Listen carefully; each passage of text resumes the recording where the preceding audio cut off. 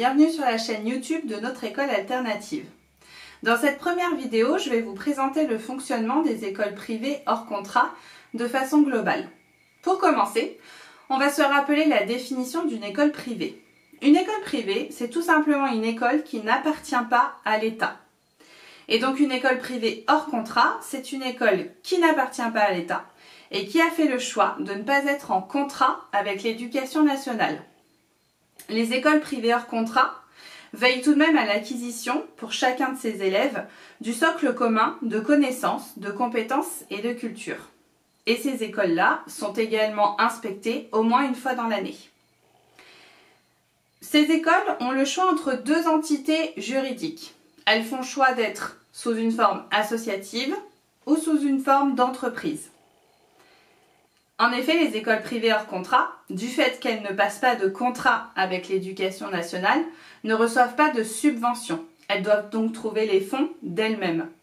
Il arrive que certaines collectivités territoriales leur versent des subventions, mais cela reste rare. Les écoles privées hors contrat sont donc payantes. Les parents doivent s'acquitter mensuellement de frais de scolarité. Ces frais varient en fonction du nombre d'élèves, en fonction du nombre d'encadrants, du montant du loyer, des charges, du matériel, etc., etc. Les écoles privées hors contrat ne sont absolument pas du tout nouvelles. Il en existe depuis déjà les années 20.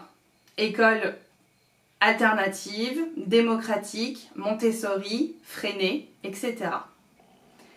Et elles représentent une grande partie des enfants qui vivent en France.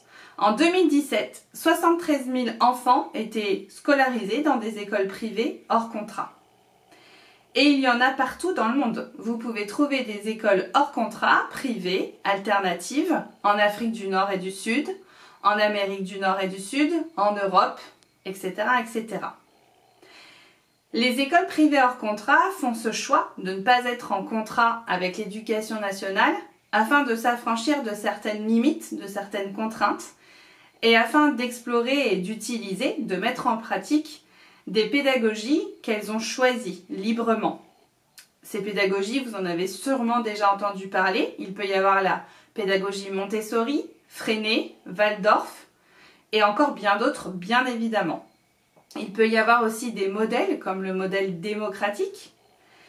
Il peut y avoir aussi des brassages de pédagogie. Certaines écoles privées hors contrat, certaines écoles alternatives comme la nôtre, font le choix de se former dans diverses pédagogies, allant de choses très traditionnelles à des choses très alternatives pour justement mélanger tout ça, brasser tout ça et apporter à chaque enfant sa réponse. Souvent, les écoles hors contrat naissent d'un désir de proposer autre chose, de faire autrement, d'un désir en fait certainement de liberté.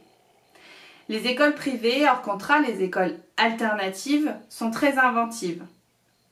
On doit s'adapter chaque jour à des nouvelles situations, à des nouvelles envies, à des nouveaux souhaits de la part des enfants. Je pense que j'ai fait à peu près le tour du fonctionnement vraiment très global de ces écoles alternatives. Si vous avez des questions, n'hésitez pas à les poser en commentaire, j'y répondrai, soit par écrit, soit pour une nouvelle vidéo s'il y a beaucoup de questions. N'hésitez pas également à vous abonner à notre chaîne car aujourd'hui c'est la première vidéo d'une longue série. Et vous pouvez également activer les petites notifications afin d'être prévenu à chaque fois qu'une nouvelle vidéo sera postée. Je vous laisse donc, je vous dis à très vite pour une deuxième vidéo dans laquelle je présenterai notre école alternative, l'école alternative que j'ai créée. Au revoir!